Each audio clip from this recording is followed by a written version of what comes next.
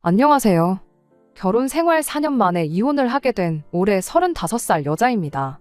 가족끼리 서로 돕는 것, 저는 그게 당연한 일이라고 생각합니다. 요즘 세상이 핵가족화가 되면서 예전처럼 가족 간의 정이 많이 사라지고 아무리 사회가 개인주의적으로 변했다지만 결국 중요할 때 믿고 기댈 수 있는 존재는 가족밖에 없다고 생각하거든요. 한 식구만큼 세상에 믿을 수 있는 사람이 또 어디 있겠어요. 이름 앞에 시자가 붙었다고 해서 내 가족이 아니니까 나 몰라라 하겠다고 했던 적도 없었습니다. 시누이도 시부모님도 결혼했으면 똑같이 내 가족이니 말입니다. 우리가 도움이 필요하면 도움을 받고 다른 가족이 도움이 필요할 때면 도와주고 친정시댁 가리지 않고 제 나름 최선을 다했다고 생각해요. 하지만 도와주는 데에도 정도가 있다고 생각합니다. 도움이 필요하다고 해서 덮어놓고 무조건 도와주는 게 답은 아니잖아요. 그리고 그걸 결정하는 건 혼자서 결정하는 게 아니고 부부 서로 간의 합의가 가장 중요하다 생각합니다. 한 명이 그 정도는 당연히 도와줘도 된다고 생각해도 다른 한쪽은 아니라고 할 수 있잖아요.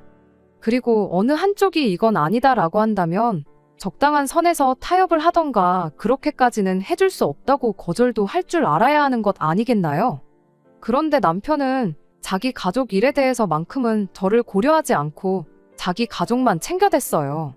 그렇게까지 자기 가족들만 소중한 사람을 내 가족이라고 곁에 두고 있으면 뭐 하겠나요? 결국 남편을 가족들 품으로 돌려주기로 결심하고 그렇게 이혼을 하게 되었습니다. 제가 대학을 졸업하고 곧바로 취직을 하지 못했어요. 전공을 살려서 일을 하고 싶었지만 취업이 생각처럼 쉽지 않아 정말 힘들었습니다. 결국엔 전공하고는 전혀 무관한 일을 하는 회사에 취직하게 되었죠. 이벤트 기획과 관련된 일이었는데 전공과는 무관할지라도 일 자체는 제 적성에 잘 맞더라고요. 처음에는 아예 아무것도 모르는 내가 이 업계에서 살아남을 수 있을까 하는 생각에 자신이 없었어요. 그래도 일을 계속 하다 보니 일이 어느 정도 저랑 잘 맞기도 해서 이왕 시작한 거 제대로 한번 해보자는 욕심이 생기더라고요. 저 말고 다른 직원들은 다 대학에서 배운 전공이 일과 어느 정도 연관이 있었는데 저는 그렇지 않았거든요. 그래서인지 기획안 같은 걸 제출할 때면 알게 모르게 무시를 당하는 일이 한두 번이 아니었습니다. 그래도 열심히 하면 인정받겠지 하는 생각에 이를 악물고 버티며 피 터지게 노력했어요. 그리고 그렇게 회사 생활을 시작한 지 5년 차에 남들은 그보다 몇 년을 더 일해야 맡아볼까 말까 하다는 대형 브랜드의 신제품 론칭 행사 일을 맡게 되었습니다. 제 노력이 결실을 맺었던 거죠. 남편을 처음 만난 건 바로 그때였어요. 남편이 그 회사를 다니는 직원이었고 업무적으로 협업을 할 일이 많아 자연스럽게 자주 마주치게 되었죠. 내 능력을 증명할 수 있는 자리였던 만큼 그 어떤 실수도 생기지 않게 철저하게 준비를 하고 있었다 보니 그때까지 남편하고는 업무적인 연락 외에는 아무것도 주고받고 하지 않았습니다. 본격적으로 연락을 주고받게 된 건 행사를 성공적으로 마무리하고 난 뒤였죠. 남편이 말하길 저랑 가까워지고 싶었는데 도무지 빈틈을 보여주지 않아 애먹었다나요. 아무튼 그렇게 연락을 주고받기 시작하다가 저희는 연애를 시작하게 되었습니다. 대기업을 다닌다는 조건도 좋았지만 무엇보다 남편 자체가 배려심이 많고 사려 깊은 사람이었다는 게 좋았어요. 제가 일에 열중해 있느라 먼저 말도 못 붙이고 전전긍긍하고 있었던 것도 그렇고 실제로 연애하면서도 그런 느낌을 받았던 적이 한두 번이 아니었거든요.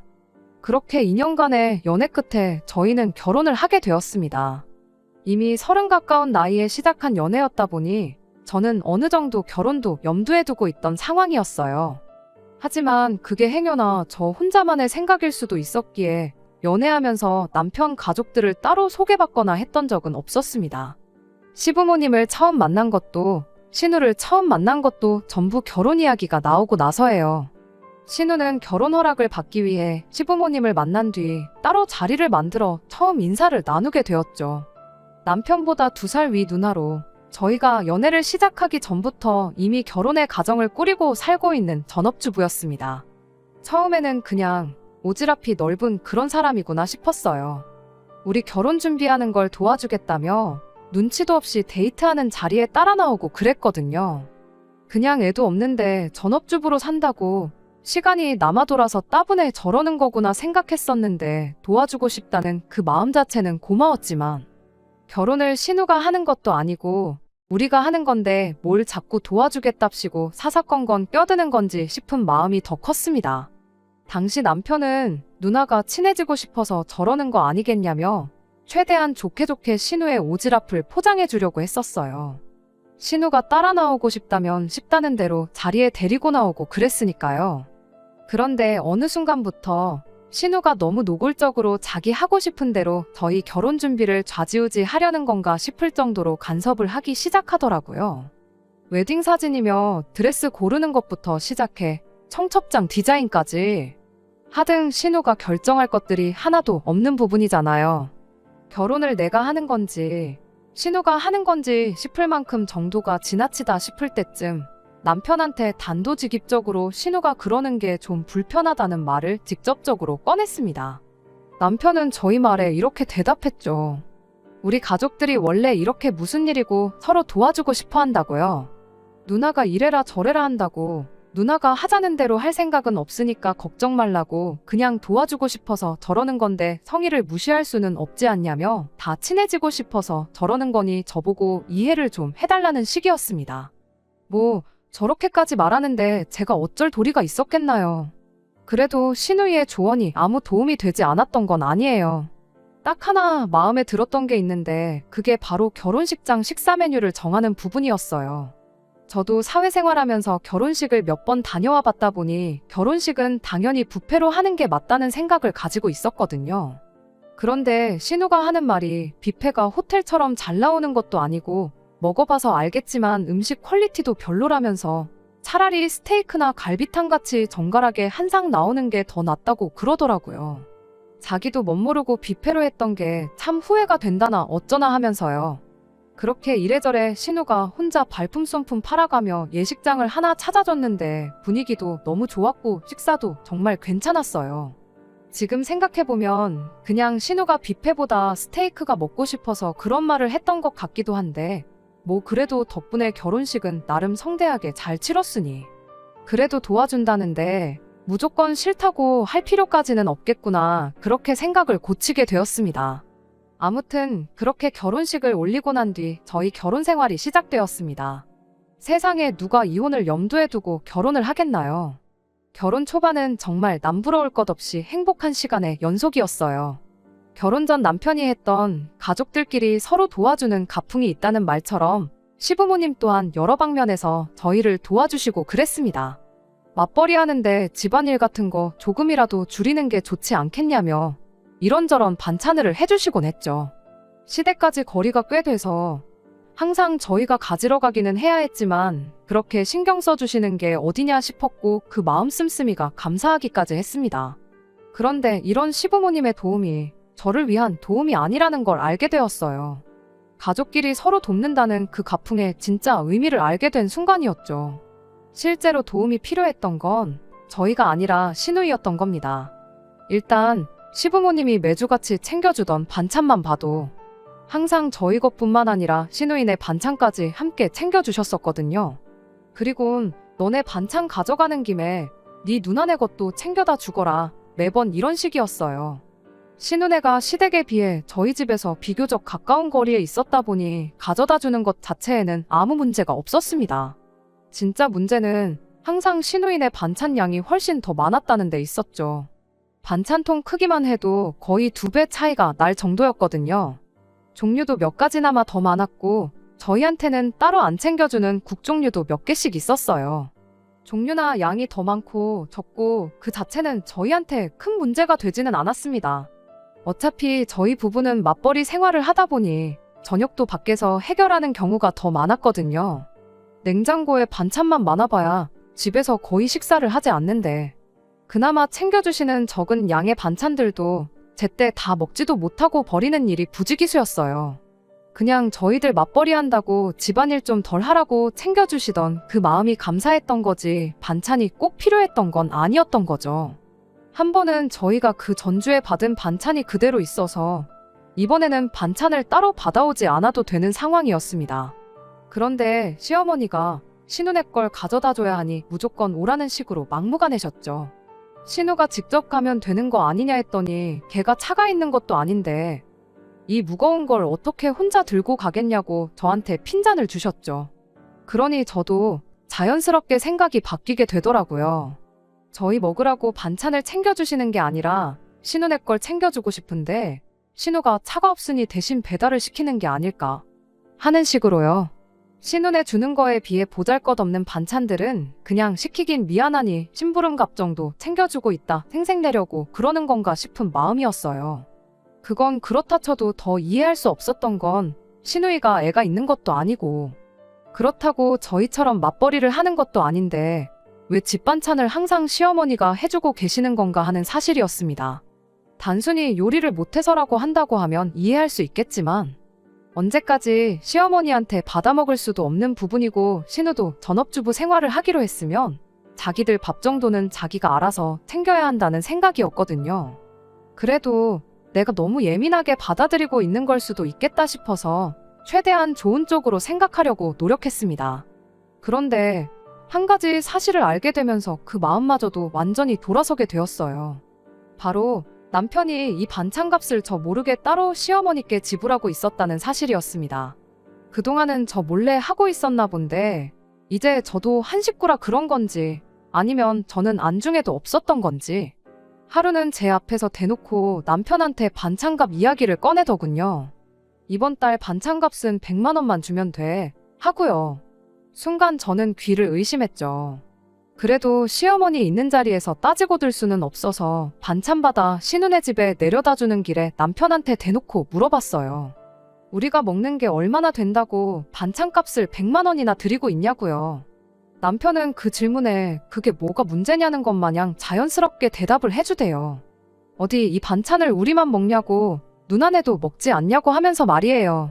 어머니가 반찬 만드느라 고생한 인건비까지 생각하면 오히려 너무 조금 들여서 마음이 안 좋다나 어쩐다나 당당하게 말을 하는데 솔직히 100번 양보해서 시어머니께 용돈을 드린다 생각하면 그 정도 드릴 수도 있다 이해할 수 있어요. 차라리 그렇게 말을 했으면 그동안 몰랐던 내용이지만 이해는 한다고 허나 시댁에만 용돈을 드릴 수는 없으니 친정부모님도 조금 드리겠다 말하고 말았을 이야기였겠죠. 그런데 당당하게 신우네 반찬값도 내주고 있다고 이야기를 하니 짚고 넘어가지 않을 수가 없었습니다. 시어머니가 이번 달은 100만 원만 주면 된다고 했던 말도 그동안은 100만 원 이상을 드리고 있었다는 말이나 마찬가지인 발언이잖아요. 여태까지 돈 들인 게 얼마인지 확인하자는 건 아니었지만 그래도 짚고 넘어갈 건 확실하게 짚고 넘어가야겠다는 생각이었죠. 그래서 남편한테 어머님이 고생하시는 건 맞는 말이지만 신우이네 반찬값은 신우이가 내야 하는 거 아니냐고 그렇게 따져 물었습니다. 그런데 남편은 마치 뭘 이런 사소한 걸 따지고 있냐는 듯한 표정으로 저를 쳐다보면서 대답을 하더군요. 누나나 나나 똑같은 자식인데 그런 게 뭐가 그렇게 중요하냐고요. 누나네는 외벌이인데 그렇게라도 반찬값 줄여서 생활비 부담 덜어주는 것도 좋은 거 아니냐대요. 그 순간 그동안 의문으로만 가지고 있던 것들이 머릿속에서 마치 퍼즐처럼 맞춰졌습니다. 신우가 집에서 딱히 하는 것도 없으면서 시어머니한테 반찬을 받았던 이유가 실은 반찬을 직접 해먹을 필요가 없었기 때문이라는 사실을요. 직접 해먹으면 해먹는 대로 돈을 더 쓰게 되는 꼴이니 그렇게 매주마다 시어머니한테 반찬을 받아다 먹고 있었던 겁니다. 그래서 남편한테 다시 따져 물었어요. 신우가 생활비 아끼는 것도 다 알겠고 그런데 심해부 외벌이로 돈이 부족하면 신우가 집에서 저렇게 일 안 하고 놀 게 아니고 알바라도 구해서 생활비를 보태는 게 맞지 않냐고. 안 그래도 우리 회사에 행사 있으면 진행요원 같은 거 당일치기 아르바이트식으로 많이 구하는데 그런 자리라도 소개해줄까 물었죠.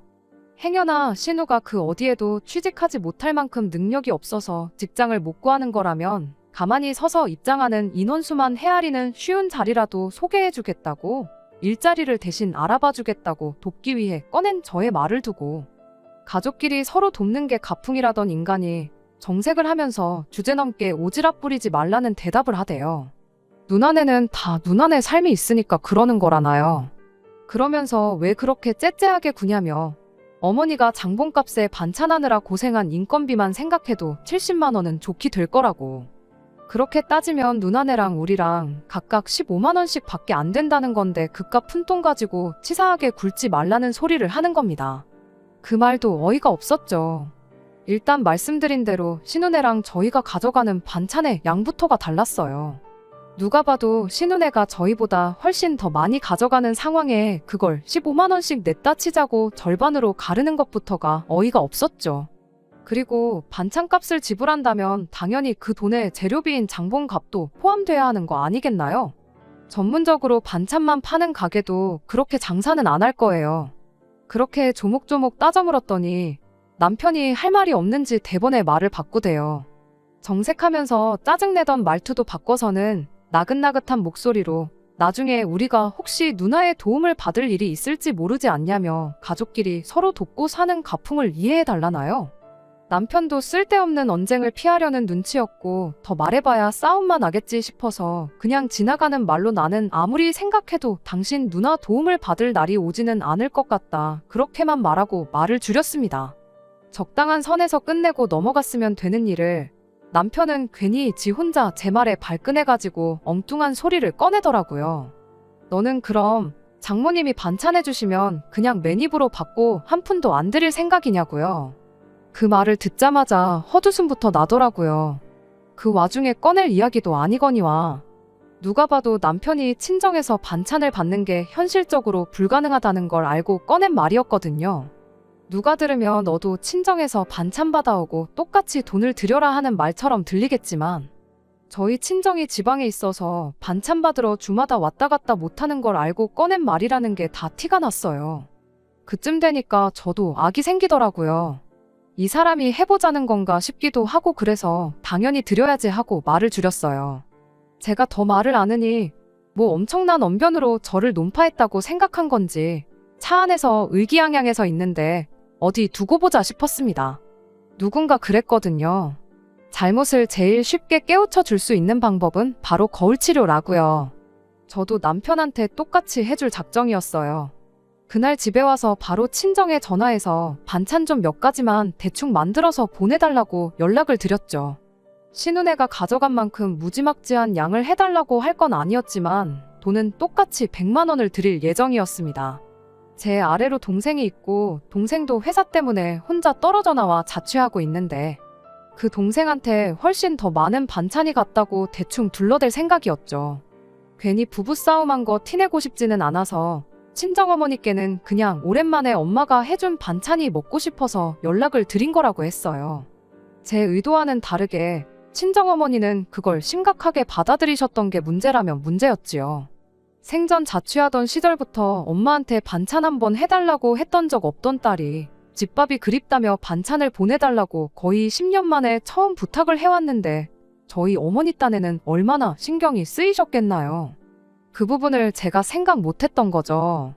차라리 사실대로 말씀드렸으면 싶을 만큼 친정어머니께서 정말 5만 가지 반찬을 해서 보내주시게 되었던 겁니다.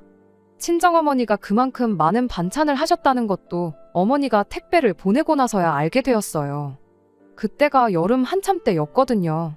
아무리 냉장 포장을 꼼꼼하게 하셨다고 해도 거리가 있다 보니 운송 중에 시간이 꽤 걸리기도 하고 배달 중 차 안에서 음식끼리 흔들리고 서로 부딪혀서 상하는 경우도 많다고 하잖아요. 친정어머니가 우체국에 갔는데 당일 특급 서비스 같은 게 있는지 모르고 늦게 찾아가는 바람에 안 그래도 급하게 받아야 할 택배를 늦게 받게 되었던 거예요. 친정어머니는 이거 어떡하냐고 번거롭게 해서 미안하다고 저한테 전화를 주셨던 거고요. 저희가 맞벌이다 보니 한참 택배가 올 시간에 집에 아무도 없는 걸 아셔서 걱정이 돼서 전화를 주셨던 겁니다. 어찌어찌 택배가 일찍 도착한다 쳐도 택배가 집 앞에 도착할 시점에 못해도 반나절 정도 무더운 날씨에 그 반찬들이 밖에서 방치될 수도 있는 상황이 돼버린 거죠. 아무리 제가 남편에게 거울 치료를 해주겠다고 골려줄 생각에 부탁드린 반찬일지라 해도 어머니가 그렇게 고생하셔서 그 무거운 걸 혼자 포장까지 하고 택배까지 보내주셨는데 그걸 받자마자 못 먹게 만들 수는 없는 노릇이잖아요. 그러다 문득 남편이 저한테 했던 말이 떠올랐지요. 이렇게 베풀다 보면 언젠가 누나 도움을 받을 날이 있지 않겠냐고 했던 바로 그 말이요. 지금이 딱 그때구나 싶었어요. 신우야, 뭐 집에서 놀고 먹는 게 일인데 택배 하나 대신 받아주는 거야 어려운 일도 아니지 않겠나요? 지금까지 저 몰래 내 남편 돈으로 반찬들을 편하게 받아 먹었는데 그 정도 부탁은 부탁 축에도 못 낀다고 생각했죠. 그래서 남편한테 신우한테 연락해서 내일 정오쯤에 우리 집에 와서 친정에서 보내준 택배 좀 받아달라고 부탁해달라고 말했어요. 그런데 남편이 또 저한테 정색을 하면서 우리 누나가 무슨 네 심부름꾼이라도 되는 줄 아냐며 짜증을 내는 겁니다. 이 말을 듣는 순간 진짜 어이가 없어서 웃음조차 나오지가 않더라고요. 남편한테 제가 바로 따져 물었죠. 가족끼리 서로 돕는 거라고 하지 않았냐고요. 언젠가 신우 도움을 받을 일이 있을 수도 있으니 그렇게 베푸는 걸 아까워하지 말라고 하지 않았느냐고 따졌죠. 지금이 내가 신우 도움이 필요한 그때라고 헛소리 말고 당장 전화해서 부탁하라고 그렇게 이야기를 했는데 남편이 그건 도움이 아니잖아 하면서 제 말을 딱 잘라버리대요. 가족끼리 서로 돕는다고 했던 건 맞지만 그건 돕는다고 볼 수 없는 일이래요. 그러면서 말도 안 되는 소리를 얘라고 들더군요. 내가 처제, 그러니까 제 동생을 우리 집에 불러다가 청소 빨래나 설거지 같은 거 시키면 네 기분은 좋겠냐고요. 제가 신우한테 부탁하려는 게 그런 거랑 마찬가지랍니다. 그런 사소한 걸 시켰다가 누나 기분이라도 상하면 어쩌려고 그러냐는 거죠. 정말 기가 막히고 코가 막혀서 채 타고 혀를 찰 수도 없었습니다. 그럼 당신이 신우네 반찬값 100만 원씩 내주는 건 도와주는 거고 택배 좀 받아달라는 건 심부름이냐고. 도움이라는 게 사소한 일이나 큰 일이나 마찬가지인 거지. 돈 얼마 썼다고 생색낼 수 있어야 큰 도움이고 별거 아닌 도움은 심부름이라고 말하고 싶은 거냐고 한마디 따졌죠. 하지만 남편은 끝까지 그건 해주는 사람의 기분에 따라 다른 거라며 절대로 안 될 일이다 단호하게 나왔어요. 끝내 신우한테는 물어보는 신용조차 하지 않더군요. 그럼 저도 이제 더 이상 참고만 있지는 말아야겠다는 생각이 들었습니다. 네가 이렇게 나온다면 나도 똑같이 치사하게 나가야겠다는 생각뿐이었죠. 택배도 제가 직접 받기로 했어요. 회사에는 사정을 설명하고 조금 일은 퇴근을 했죠. 오히려 회사에서 뭐 그런 걸 가지고 반차까지 쓰냐며 그냥 다녀오라고 시간까지 비워주대요. 누가 남이고 누가 가족인지 정말 어이가 없었습니다. 그래도 할 일은 마치고 가야 했다 보니 제가 집에 도착했을 때 이미 택배는 도착해 있었어요.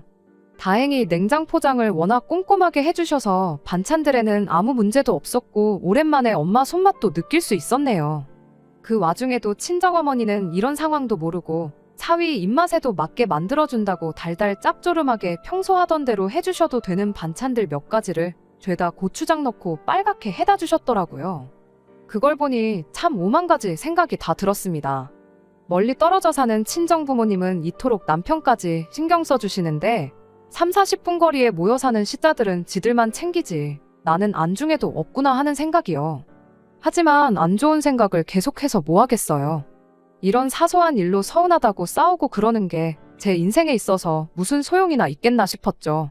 이미 2년 가까운 세월을 나 모르게 시어머니 용돈에 신우 반찬값까지 퍼주고 있었다는 사실만 두고 봐도 이미 남편이 먼저 부부간의 신뢰를 저버린 거나 마찬가지인 상황인데 이때 끝장을 봤어야 했던 걸 그냥 좋게 좋게 시어머니 용돈 드린 걸로 치자. 그리고 시어머니가 그 용돈으로 당신 안 쓰고 외벌이하는 딸을 챙겨주신 거라 생각하자고 그렇게 쉽게 넘어갔던 게 저희 불찰이었습니다.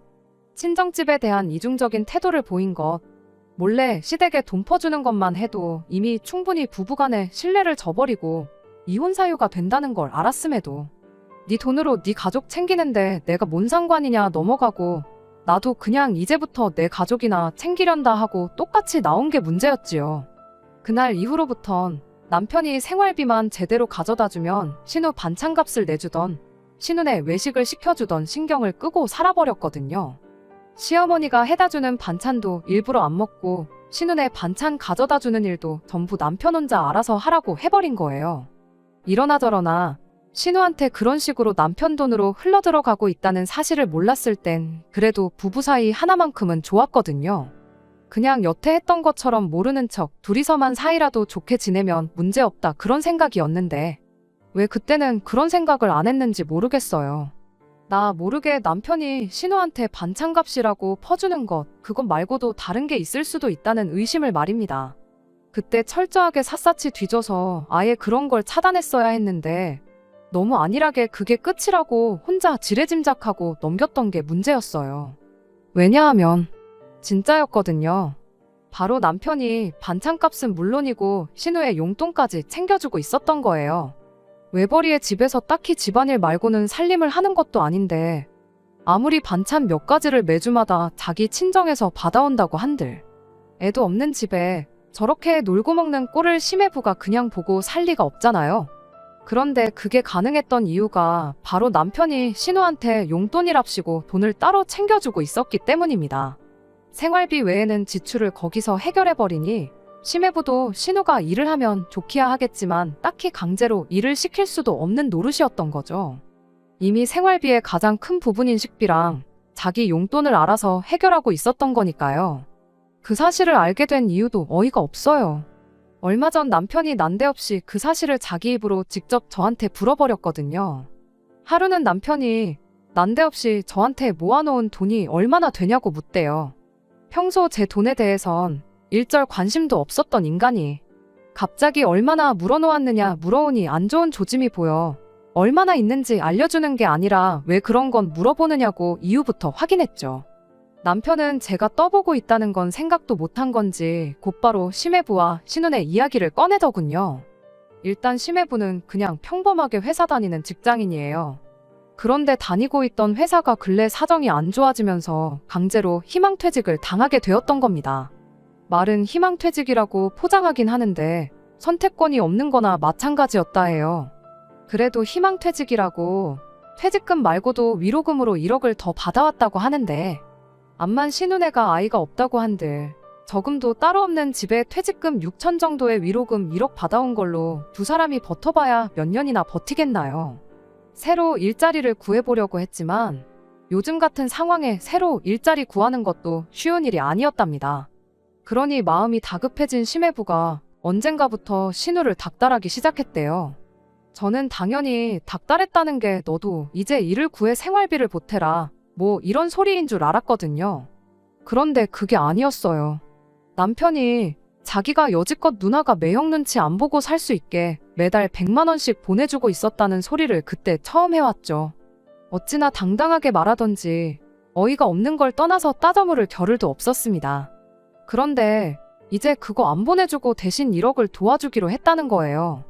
매형이 누나랑 같이 창업을 하려고 하는 것 같은데 당장 돈이 1억 정도가 모자라는 상황이라나요? 그러니까 심해부가 신우한테 말하길 그 100만 원씩 받는 거 그거 받아와 봐야 네 쓰고 싶은데 쓰지 않냐고. 그러니까 그건 이제 그만 받고 안 받는 대신에 한 1억 정도를 한 번에 받아오라고 했다는 거예요. 어이가 없었죠. 남편은 앞으로 평생 누나 100만 원씩 보내주면 돈이 얼만데 1억만 만들어주면 앞으로 안 받겠다고 하니 얼마나 돈을 절약할 수 있겠냐고 자랑스럽게 말하는데 더 들었다간 우라통이 터져 죽겠다 싶어서 혼자 떠드는 남편 말 자르고 그럼 이 상황이 지금 내가 모아놓은 돈이랑 무슨 상관이냐고 물어봤죠. 그랬더니 또 당당하게 한마디 하대요. 자기가 엄마 주고 누나 주고 우리 생활비 주고 자기 쓸 돈 쓰면 남는 돈이 얼마나 되겠냐며. 모아놓은 돈이 없으니까 제 돈으로 신우네 가게 차리는데 돈을 보태고 싶다는 소리를 하는 겁니다. 어이가 없었죠. 아니, 어이가 없었다기보단 진짜 이러다가 우라통이 터져버리겠다 싶었어요. 내가 미쳤냐고. 내 통장에 1억이 아니라 100억이 있어도 당신 누나네한테 단돈 1,000원 한 장도 내줄 생각 없으니 꿈깨라고 그냥 그 자리에서 단호하게 말했습니다. 그랬더니 저보고 너무한 거 아니냐는 소리를 하더라고요. 어떻게 한 가족이 되어서 누나가 저렇게 어려워하는데 모른 척을 할 수 있냐고요. 모른 척은 웃기는 소리 하지 말라고. 애초에 네가 니네 엄마한테 가져다 준 돈이랑 나 모르게 또 니네 누나한테 퍼준 돈만 단순히 계산해도 4년 동안 1억은 좋게 넘을 텐데 지금 1억을 내주면 앞으로 줄 돈이 없어지니까 돈을 아낀다는 소리를 할 수가 있냐고. 그게 제정신으로 하는 소리냐고 그렇게 따졌죠. 그랬더니 그때는 그때대로 누나가 힘들었으니 도와줬던 거 아니겠냐고. 게다가 엄마한테 준 돈이랑 누나한테 준 돈은 엄연히 다른 돈인데 왜 그것까지 한 번에 합쳐서 계산하냐고. 저보고 계산 방식이 참 웃기다고 되려 큰 소리를 뻥뻥 치는 거 아니겠어요? 그러더니 또 우리 집 가풍이 어떤지 잘 알고 있지 않냐고. 나는 어릴 때부터 가족끼리 서로 챙겨주는 게 당연하다고 배워왔다며 지금 당장만 생각하지 말라고 저한테 충고하듯 한마디 하는 겁니다. 나중에 우리가 똑같이 힘든 상황이 오면 이 세상 누가 선뜻 나서서 도와주겠냐고요. 힘들 때 기댈 수 있는 건 이 세상에 가족밖에 없는 거 알지 않냐며 또다시 가족 타령을 하고 있는 겁니다. 아니, 가족끼리 끈끈한 거 내가 몰라서 이러냐고. 나는 니네 가족 때문에 힘들면 힘들었지. 뭐 하나 도움받은 적 한 번 없다고 한마디 해줬습니다. 가족 핑계로 한쪽만 일방적으로 희생하라고 하지 말라고. 챙기고 싶으면 네가 네 돈으로 챙기라고 가족끼리 서로 돕는다는 그 말도 이젠 우습지도 않다고 했어요. 너한테 가족이란 이름 앞에 시자 붙어있는 네 가족뿐이지 않냐 한마디 했습니다. 그렇게 한참 따지는데 답답해하고 있는 남편 꼴을 보자니 이걸 설명하고 있는 제 자신도 우습고, 저렇게 강하게 나오는 걸로 봐선 제가 끝까지 싫다고 할 경우 어디 빚이라도 내서 기어코 누나를 도와주겠구나 싶더라고요. 그래서 그냥 제가 포기하기로 했어요. 당장 돈이 없으면 내가 돈 마련할 방법 알려주겠다고. 나랑 이혼해서 재산 분할 받아가라고 한마디 해줬죠. 나는 이제 니네 가족 안 할 테니까 그 돈 받아다가 누나를 챙기든 엄마를 챙기든 둘 다 챙기든 네 좋을 대로 하라고요. 어차피 진짜 이혼하려고 꺼낸 말이었고 남편이 제 말을 듣고 잘못을 깨달아 사과해온다고 한들 받아줄 생각도 없었습니다. 그런데 이 가족에 미친 인간이 기어이 진짜 그 방법밖에 없겠냐면서 하는 수 없이 이혼을 해야겠다는 식으로 나오더라고요. 너랑 나는 뭐 서류 한 장으로 가족이 된 거고 서류 한 장으로 다시 남이 될 수 있는 사이지만 피가 섞인 가족은 무슨 수를 써도 남이 될 수는 없는 거 아니지 않겠느냐면서 말이죠. 그러더니 대신 재산 분할은 정확히 절반 나눠서 가져가는 걸로 하자는 겁니다. 내가 미쳤냐고. 여태 네가 니네 가족 퍼준 건 생각도 안 하고 내 돈까지 합쳐서 절반을 가져갈 생각을 하느냐고. 염치 좀 있어봐라 했죠. 어차피 결혼할 때 반반 가지고 했으니 결혼할 때 가져온 만큼만 딱 잘라서 가져가라 그렇게 한마디 해줬습니다. 그런데 기어이 남편은 그렇게는 안 되겠다고. 내 돈까지 합쳐 절반 재산 분할을 받는 게 이치에 맞다며 소송 준비를 하기 시작했어요. 어디 한번 할 테면 해봐라 였습니다. 저는 소송에서 질 자신이 없었거든요. 그리고 역시나 남편이 시어머니와 신우한테 돈을 주기적으로 보내고 있던 기록이 고스란히 남아있어 재산 형성에 기여도가 전혀 없었다는 걸 인정받아 남편이 원하는 대로 재산 분할을 절반씩 나누는 일은 없었네요. 기어이 진흙탕 싸움 끝장을 보자고 먼저 나온 건 남편인데 제가 거기서 남편 사정을 더 봐줄 필요가 뭐가 있었겠어요? 그 길로 저는 바로 위자료 청구 소송에 들어갔고 유책 배우자였던 남편에게서 2천만 원의 위자료를 받아낼 수 있었습니다. 이왕 개싸움이 돼버린 김에 시어머니랑 신우한테도 위자료 청구를 하려고 했는데 안타깝게도 시어머니한테 들어간 돈은 제가 인정하고 넘어간 부분이기도 했고 신우 또한 남편이 자발적으로 돈을 보낸 거지 신우가 직간접적으로 돈을 요구했다는 증거가 없어 변호사님이 그렇겐 힘들거다 하길래 그건 포기했네요. 그래도 남편이 원하던 대로 재산 분할 안 해주고 위자료에 소송비까지 다 물린 게 어디냐 싶어 그냥 거기서 만족하기로 했습니다. 그렇게 남편과는 완전한 남남이 되어버렸죠. 그 후로 남편은 저한테 위자료 내주고 나머지 분할받은 그 돈으로 결국 신우네 가게 차려주는데 돈을 보태줬던가 봐요.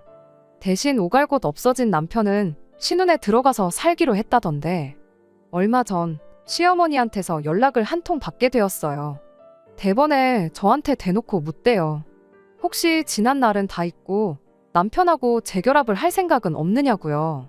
솔직히 저는 그럴 생각이 눈꼽만치도 없었지만 갑자기 저렇게 나오는 이유가 뭔가 궁금하긴 하더라고요.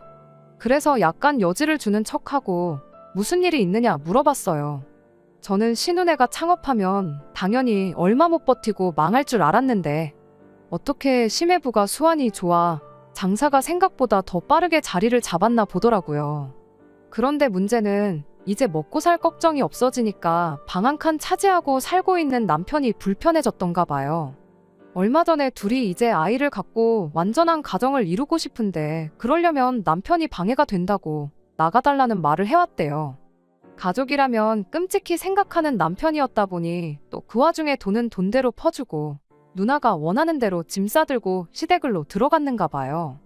그런데 시어머니도 막상 장가 보냈다가 이혼당해 집으로 돌아온 아들이 반갑지만은 않았던 거죠. 저한테 연락한 이유도 그 때문이었어요. 다시 품에 끼고 살자니 번거로워서 저한테 다시 데려가 달라고 연락을 해온 거였던 겁니다. 자초지종을 듣자마자 어머님한테 한마디 했죠. 제가 미쳤냐고, 어서 애물단지를 이혼한 며느리한테 다시 떠넘기려고 하느냐고요. 괜히 그거 받아줬다가 또 지네 집구석지 가족들한테 퍼주고 사는 꼴을 또 보고 살라는 거냐고. 힘들 때 서로 돕는다던 그 가풍은 어디 걔한테 줘버린 거냐 따져 물었죠. 다시 합칠 생각이 개똥만큼이나마 있었다면 애초에 처음부터 이혼을 안 했을 거 아니겠냐고요. 이혼당해도 자기 챙겨줄 가족이 있으니 그거 믿고 이혼한 거 같은데 엄마고 누나고 이렇게 나오면 아들 동생 마음이 어떻겠냐고. 너무 미워하지 말고 그냥 어머님 품에 끼고 사시던가, 그게 싫으면 원래 떠맡기로 했던 신혼에 보내시라, 그렇게 말하고 전화를 끊어버렸습니다. 결국 마지막에 가서는 애물단지 낙동강 오리알 신세가 돼서 가족들한테 버림받은 남편 꼴을 알게 되니 그래도 속 하나만큼은 후련하대요. 믿었던 엄마마저 자기를 애물단지 취급하고 있는데 남편이 무슨 선택지가 또 있겠나요? 세상 소중한 자기 가족들 불편할 거 생각해서 어디 나가서 혼자 살던가 하겠죠. 돈이야 다시 벌면 되겠지만 당장 수중에는 땡전 한 푼 없을 테니 어디 고시원 신세는 면치 못하게 되었겠네요. 뭐 지 팔자 지가 꼰 건데 누구 탓을 하겠나요? 저 또한 누구 탓 하나 하지 않고 이렇게 인연을 더 낭비하고 이혼하게 된 제 신세를 제 탓을 하고 있는데 말이에요. 그래도 가족만 오매불망 바라보던 남편의 말로가 저렇다니 그거 하나만큼은 정말 제 속을 후련하게 만들어줬어요. 여지껏 소갈이 해온 거 조금이나마 위안이 될 만큼 말입니다. 결혼하고 나서도 가족들을 잘 챙기고 싶은 사람들이 있다면 제 이야기를 잘 들어주셨으면 좋겠어요. 양쪽에 똑같이 잘할 거 아니면 애초에 그 어디도 챙기지 말라고요. 결혼은 두 사람이 만나 한 가정을 이루는 거잖아요. 물론 부모 형제가 남이 되는 건 아니지만 진짜 지켜야 할 건 새로 이룬 내 가정이라는 사실을 염두에 줬으면 좋겠습니다. 진정 가족을 위하는 사람이라면 내 가정부터 지킬 줄 아는 사람이 되었으면 해요.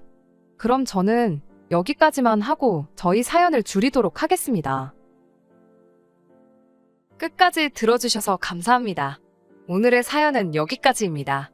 구독과 좋아요, 알람 설정 부탁드리고 더 좋은 사연으로 다시 찾아뵙겠습니다. 감사합니다.